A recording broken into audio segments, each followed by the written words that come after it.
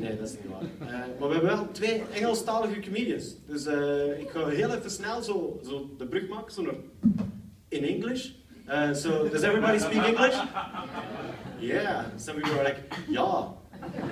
Our first comedian up here will be, he's a mix of Greek and American blood. So either he's broke or he's about to bomb the shit out of you guys.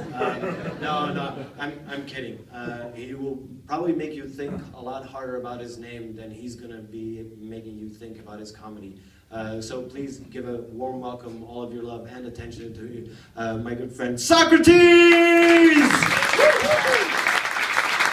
And keep clapping!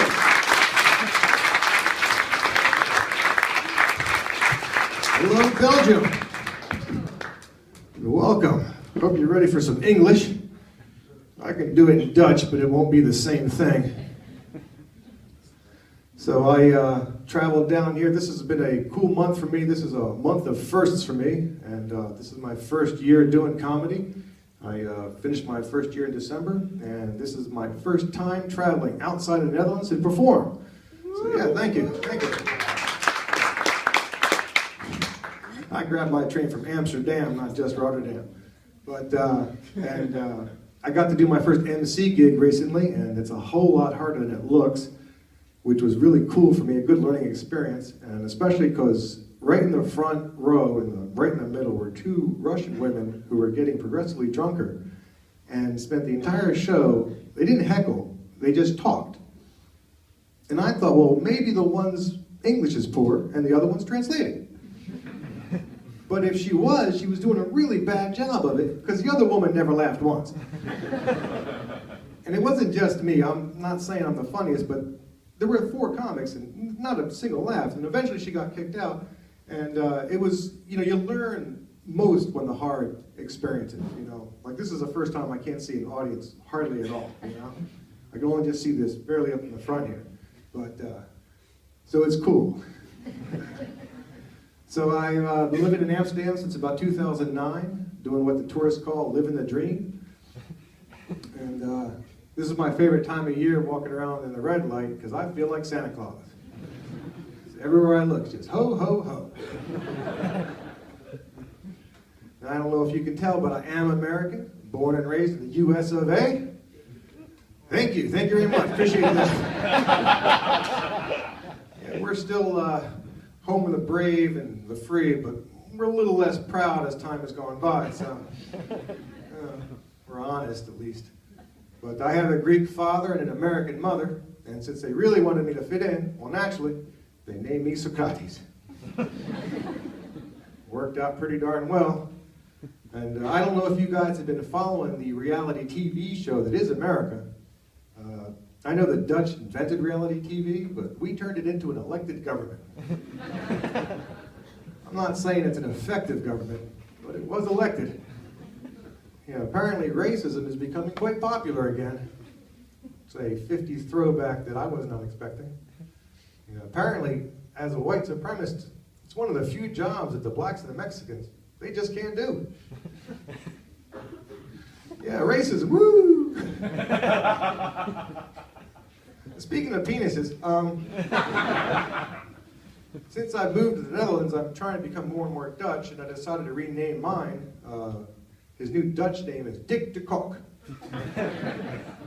Seemed to fit real well. That and my ex-girlfriend, she had actually renamed it Jar Jar Binks. Yeah. Well, I asked her why, and she said, well, whenever he shows up, he's just flopping around and being completely useless, so.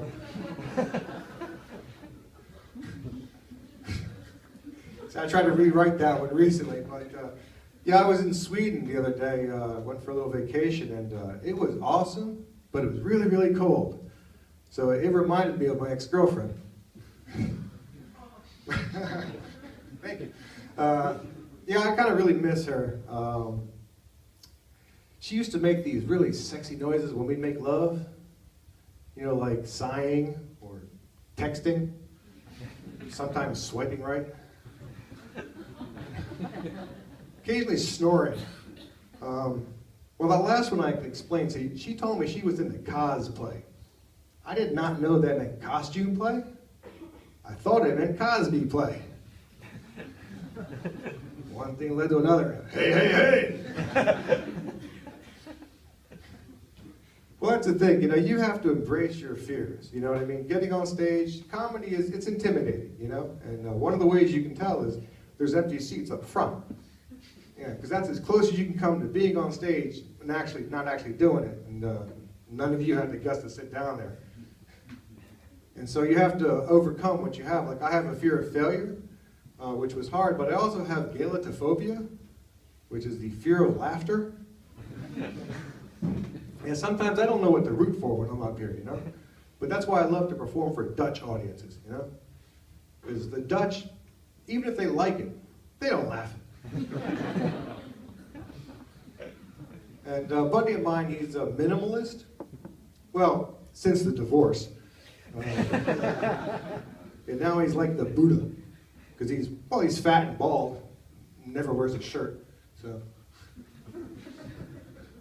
Another friend of mine is a nihilist, and he just bought himself a dog. And he names the dog Karma, but it's a male dog.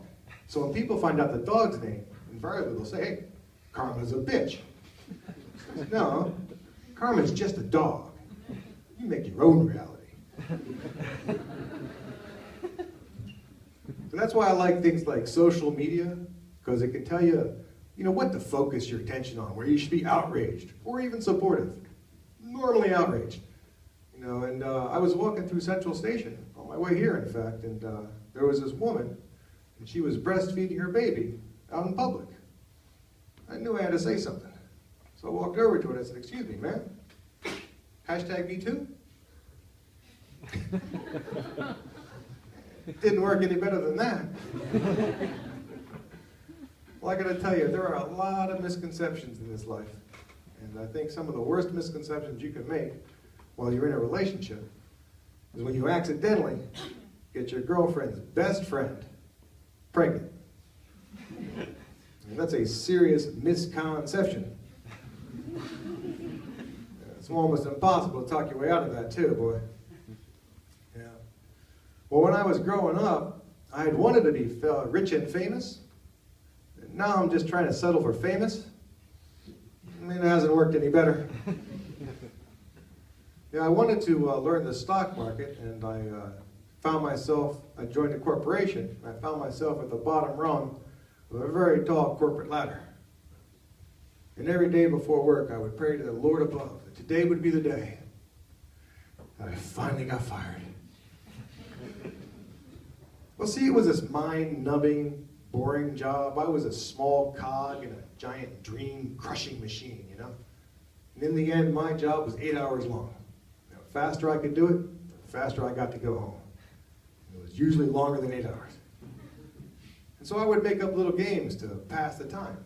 And I had a routine that would take me through the accounting office, and the manager there was a guy named Bill. So I called him Biller. And so what he did, I'm not saying it was funny, I'm saying I was bored. And my account manager was a guy named Mark. So I called him Marker, because it was the same joke and it was accurate. And so one day I walked into work, I said, hey Biller, where's Marker? I got some papers for him. He said that Mark didn't work here any longer. I said, well, that's a shame. What happened to him? He said, he got fired. I said, that lucky bastard. I knew I should have stuck closer to him. He had potential. Well, whoever's in his chair now, I need to speak to that person. He kind of laughed and pointed, and I walked over, and it was this black guy, name of Nick. I said, all right, this is going to be tough. I decided I want to call him Nickname.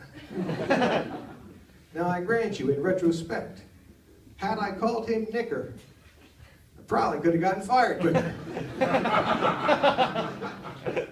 So this has been really a lot of fun for me. This is a nice trip for me, and made my trip, my first time to Belgium, a whole lot of fun. And from what I was told, you know, comedy's a lot like sex. And the more I do this, the more I think it's true. Because I was pretty excited about coming here tonight. Now that I came, I'm a little tired. But I'm looking forward to the next time. My name is Socrates. Thank you all so much.